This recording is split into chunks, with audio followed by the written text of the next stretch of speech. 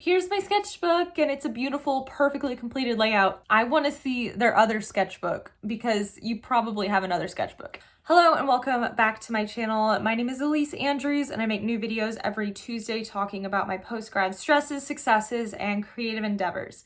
In today's video, I'm going to tell you about how I finally started filling up sketchbooks. If you look in my closet, there is a stack of half-filled or quarter-filled sketchbooks from my childhood, from high school, and honestly even early college. It was something that I would start a new sketchbook, I'd be all inspired to work on it, and then I would just lose focus and that would be it. And then whenever I would get that lightning bolt of inspiration a second time, I would want a new sketchbook because I wouldn't want to be stuck in the past or something. I don't really know. My sophomore year, I was actually able to start filling up sketchbooks. This is my first sketchbook that I was able to fill up. It wasn't until I learned the importance of keeping a sketchbook that I was actually able to start doing it. And I also tried to make it a lot easier for me to keep a sketchbook. Overall, the most important thing for me was figuring out why it is important for me to keep one. And yeah, we're going to talk about that. My biggest tip for strategies to fill up a sketchbook is just to devalue your sketchbook in your mind. For me, that meant getting a tiny sketchbook,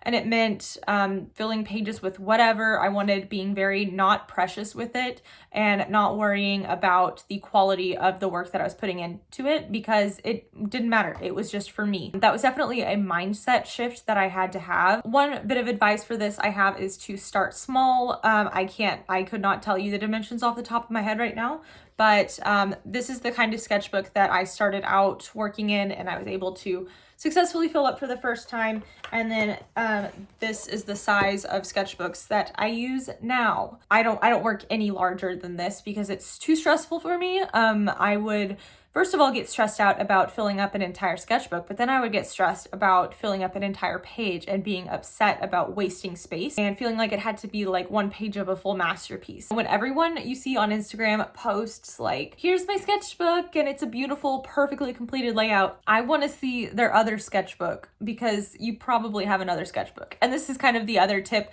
that I have, is to have a nice sketchbook and your Instagram sketchbook and then your just trash sketchbook, which is equally or if not more important to have. This year I'm focusing on painting in watercolor and growing my skills there.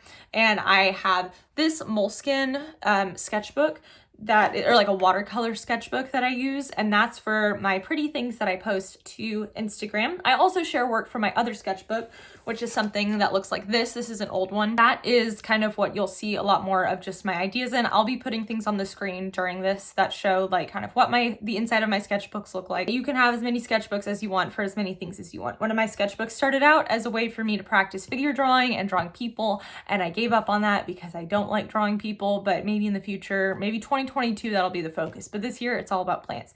Anyway, another tip is that if you're in school, or I guess at work as well, this could apply to you, and you doodle all over your notes like I did as a kid, you should, instead of just doodling all over your notes, have a separate sketchbook where you can kind of put those doodles that would normally go in your notes. That was a big game changer for me. That's how I started filling up my first sketchbook, was just drawing the people in front of me in class and just doodling and getting that nervous energy out, because that's kind of why I doodled. But just put your doodles from your notes into your sketchbook. Also, get dirty with it. Take it outside, spill stuff on it, rip up pages, tape in other stuff. Just be so not precious with it. Let it just be this plain, boring notebook. You can even go and buy a really cheap notebook and have that be your sketchbook. Go buy the cheapest one. Just go into it with the mindset that it is just something very casual for you to make work in, and that's that. And carry it around with you everywhere. If you are close to finishing a sketchbook, I would definitely recommend just going on a marathon and finishing it up. I've definitely done that in a few of my sketchbooks. A good idea is to maybe set a timer and see how much you could fill in that time.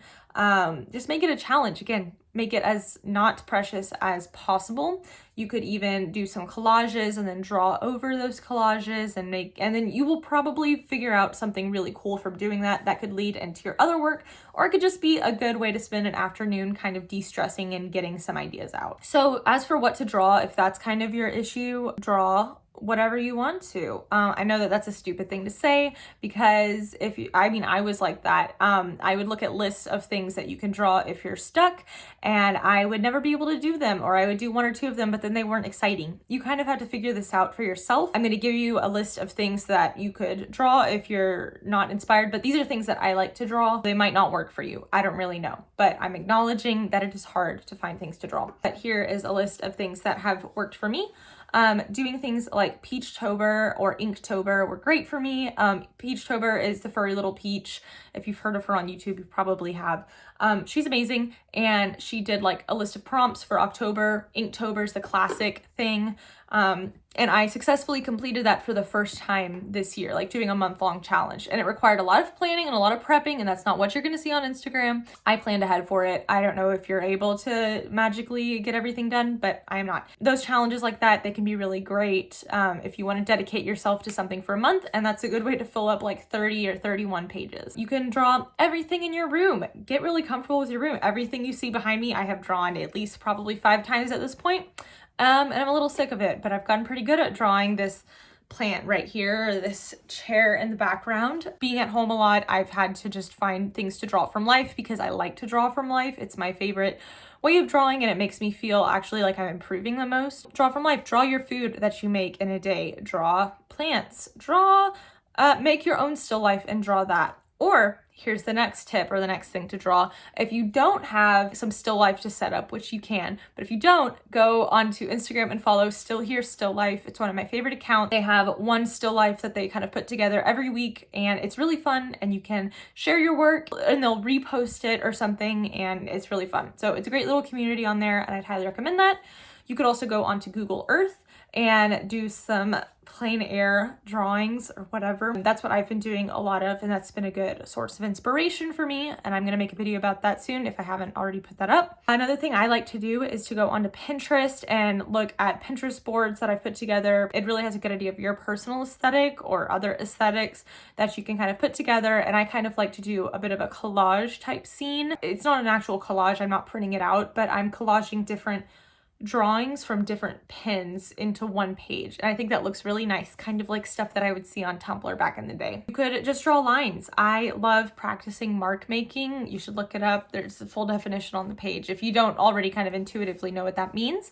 But I like using different pens and pencils to create different patterns and to add texture to your pieces. I think practicing mark making is it's a wonderful skill to develop. So if you are bored and you just want to draw lines and you don't want to focus on making things look, like anatomically correct, definitely look up kind of ways to maybe practice your mark making and see if there are any exercises online. Another thing that could be causing you to like struggle with filling up sketchbooks is if your materials aren't working for you. Personally, I use Faber-Castell Pitt artist pens like in the brush tips.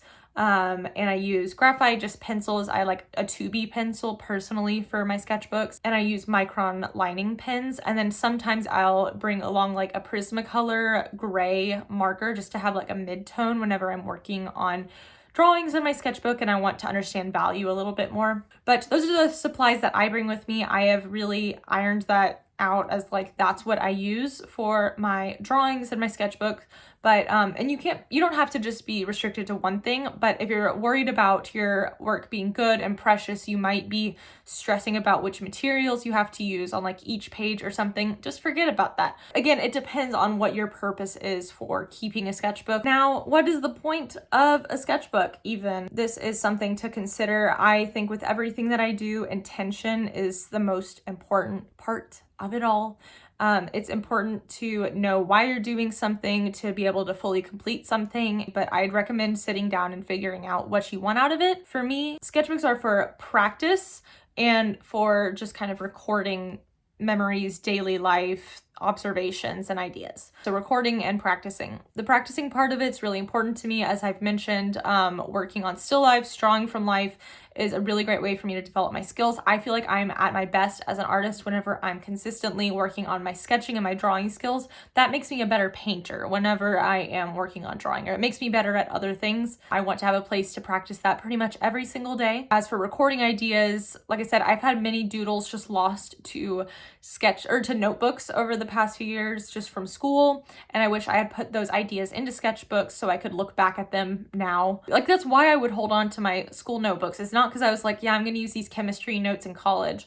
It's because I had all my doodles in them. The intention of keeping a sketchbook is to continue to practice and to develop ideas for other pieces I can do in the future to kind of organize the composition of a painting that I'm working on and things like that. So that is how I was able to finally start filling up sketchbooks after being a little artiste for all of my life. Even as an art major, it was hard for me to do. So don't compare yourself to anyone else.